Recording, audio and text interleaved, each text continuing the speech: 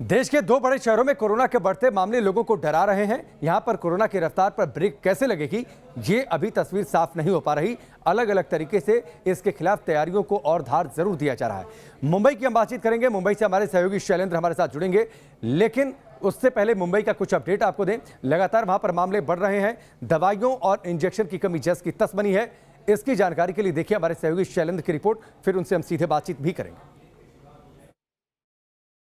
महाराष्ट्र में कोरोना के सबसे ज़्यादा मामले हैं, बावजूद इसके कोरोना के इलाज में कारगर रेमडेसिविर इंजेक्शन की सबसे ज़्यादा कमी महाराष्ट्र में देखी जा रही है। महाराष्ट्र सरकार ने कोरोना को ट्रीट करने के लिए, कोरोना के ट्रीटमेंट के लिए अलग अलग जगहों पर इस तरह के मैकशिफ्ट हॉस्पिटल तो बना दिए, लेकिन रेमडेसिविर जो दवा है उसकी खेप महाराष्ट्र में बहुत कम पहुंची है। और यही वजह है कि लोग जो हैं, कोरोना के जो मरीज हैं, वो तरस रहे हैं इस दवा के लिए, लेकिन उन्हें नहीं मिल रही है दवा।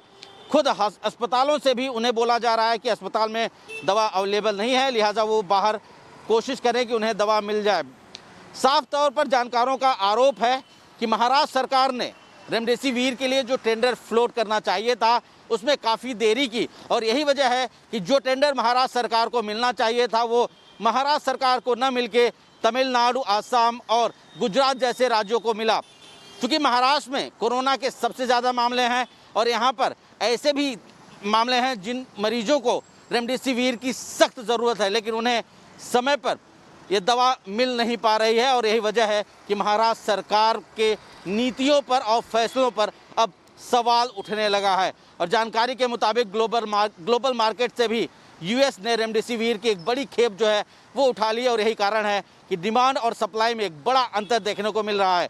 देश की बात करें तो देश में दो बड़ी कंपनियों को रेमडेसिविर के प्रोडक्शन का इजाज़त तो दे दिया गया है, लेकिन डिमांड ज़्यादा होने की वजह से सप्लाई नहीं हो पा रही है। और यही वजह है कि महाराष्ट्र में सबसे ज़्यादा कोरोना के मरीज होने के बावजूद रेमडेसिविर दवा की सप्लाई नहीं हो पा रही। वीडियो जर्नलिस्ट अनिल शिंदे के साथ शैलेंद्र सिंह, न्यूज़ नेशन, मुंबई। शैलेंद्र की इस रिपोर्ट को आपने देखा। मुंबई में दवा की सप्लाई पर सवाल उठ रहे हैं, दवाएं क्यों नहीं पहुंची इसको लेकर सवाल किए जा रहे हैं। वहीं लगातार बढ़ रहे कोरोना के मामलों के बीच सवाल यह भी उठने लगा है कि क्या मुंबई में कम्युनिटी स्प्रेड की शुरुआत हो चुकी है। ऐसा हम इसलिए कह रहे हैं क्योंकि बीएमसी में मुंबई के स्लम्स से लोगों का ब्लड सैंपल इकट्ठा करना शुरू किया गया है, जिससे यह पता लगाया जा सके कि कम्युनिटी स्प्रेड की शुरुआत हुई है या नहीं। मुंबई में कोरोना संक्रमण के मामले लगातार बढ़ते जा रहे हैं, लेकिन अब तक सरकार की तरफ से यह नहीं कहा गया है कि कम्युनिटी स्प्रेड की शुरुआत हुई है या नहीं। लिहाजा इसकी जांच के लिए बीएमसी जो है वो सामने आई है और अब मुंबई के अलग अलग जो स्लम्स हैं वहां पर इनका सर्वे चल रहा है, जिसके तहत लोगों के ब्लड सैंपल्स लिए जा रहे हैं ताकि ये पता किया जाए कि वास्तव में मुंबई में कोरोना यानी कि कोविड किस लेवल पर है, कम्युनिटी स्प्रेड शुरू हुआ है या नहीं हुआ है। इस तरह की चीज़ों के लिए मुंबई के अलग अलग जगहों पर ब्लड सैंपल्स लिए जा रहे हैं। फिलहाल इस वक्त मैं मुंबई के दहिसर इलाके में हूं, और अगर मैं भीतर की तस्वीरें दिखा सकूं तो यहाँ पर डॉक्टर्स के साथ साथ जो वॉलंटियर्स हैं वो भी मौजूद हैं, और किस तरह से काम चल रहा है वो मैं दिखाना चाहूँगा। यहाँ पर बाकायदा एक रजिस्ट्रेशन हो रहा है। अगर मैं बाईं तरफ दिखा सकूँ किस तरह से रजिस्ट्रेशन हो रहा है लोगों का, यहाँ पर रजिस्टर्ड होके लोग आगे की तरफ जा रहे हैं, और यहाँ पर रजिस्ट्रेशन, उनका नाम, एड्रेस, उनका कॉन्टैक्ट नंबर, ये तमाम चीज़ें जो हैं यहाँ पर नोट किया जा रहा है। इसके बाद आगे मैं दिखाऊं तो यहाँ पर देखिए किस तरह से ब्लड सैंपल जो हैं वो कलेक्ट किए जा रहे हैं। दरअसल ये ब्लड सैंपल्स जो हैं सिर्फ इसलिए कलेक्ट किए जा रहे हैं ताकि यह पता लगाया जा सके कि मुंबई में वस्तुतः कोरोना की क्या स्थिति है।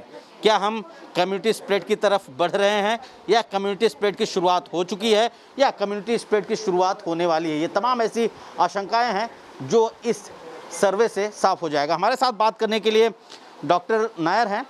मैम, थोड़ा सा समझना चाहूँगा, इससे किस तरह पता चल पाएगा कि हम किस लेवल पे हैं? बेसिकली ये जो अभी चल रहा है it is a genetic surveillance, जिसमें हम लोग कम्युनिटी स्प्रेड हुआ है, अगर हुआ है तो कितने लेवल तक हुआ है वो फाइंड आउट करने की कोशिश कर रहे हैं। तो बेसिकली यहाँ पे जो भी हम लोग के कोरोना पॉजिटिव पेशेंट्स थे 2 वीक्स बैक, जो अभी रिकवर हो चुके हैं, उन लोगों का हम लोग टेस्ट कर रहे हैं, प्लस नॉर्मल लोग जो है उन लोग का कर रहे हैं, to see if they have developed antibodies against the virus. Okay, so basically वो लोग वापस री इन्फेक्ट हो सकते हैं या नहीं, या फिर दे have developed immunity against this virus, वो ये ब्लड टेस्ट से पता चलेगा। बीएमसी ने मुंबई के तमाम जो स्लम्स हैं वहाँ पर सर्वे शुरू कर दिया है, ब्लड सैंपल कलेक्ट किए जा रहे हैं और ये पता करने की कोशिश की जा रही है कि आखिर मुंबई में कोरोना किस लेवल तक पहुँच चुका है। वीडियो जर्नलिस्ट अनिल शिंदे के साथ शैलेंद्र सिंह, न्यूज़ नेशन, मुंबई।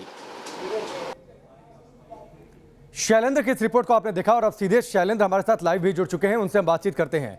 शैलेंद्र, एक और तो ये जांचा जा रहा है कि कम्युनिटी स्प्रेड की शुरुआत हुई है या नहीं मुंबई में, लेकिन जो बड़ा खतरा ये है 79,000 के करीब मामले हैं और अगले 1 या 2-3 दिन में स्थिति ये हो जाएगी कि अकेले चीन में जितने मामले नहीं आए उतने मुंबई में मामले हो जाएंगे।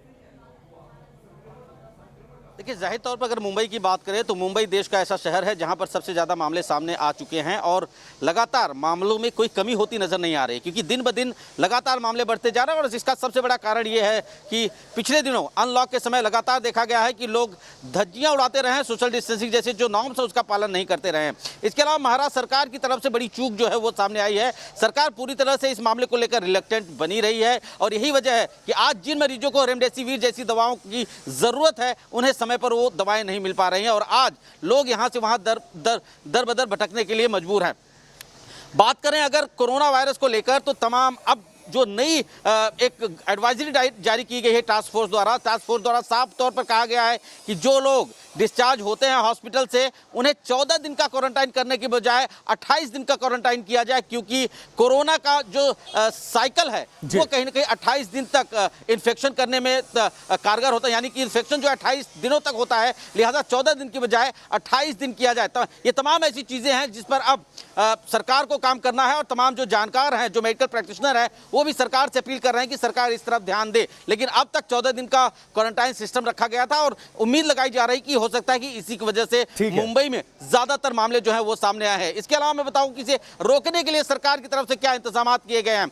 लॉकडाउन अनलॉक 1 के दौरान लोगों ने नॉर्म्स की धज्जियां उड़ाई हैं और इसके मद्देनजर मुंबई समेत एमएमआर रीजन के कुल 7 जो महानगर पालिका हैं, चाहे मुंबई महानगर पालिका हो, मीरा भाईंदर महानगर पालिका हो, ठाणे महानगर पालिका हो, केडीएमसी हो, ये तमाम महानगर पालिकाओं ने 10 दिन के लिए लॉकडाउन और आगे बढ़ा दिया, यानी कि किसी भी तरह का जो मूवमेंट है उसे रोक दिया गया है। और इस दौरान सिर्फ एसेंशियल सर्विसेज और जो ऑफिस जाने वाले लोग हैं सिर्फ उनके लिए ही रास्ते खुले होंगे। इसके अलावा बाकी सभी को पूरी तरह से सारी कवायदों का असर कम से कम मुंबई में होता तो नहीं दिख रहा, क्योंकि 79,000 के मामले सामने आ चुके हैं और 6,000 मामले आ गए तो चीन को पार कर जाएगी सिर्फ मुंबई नगरी, जिस पर ज्यादा और सख्त कदम उठाने की जरूरत है।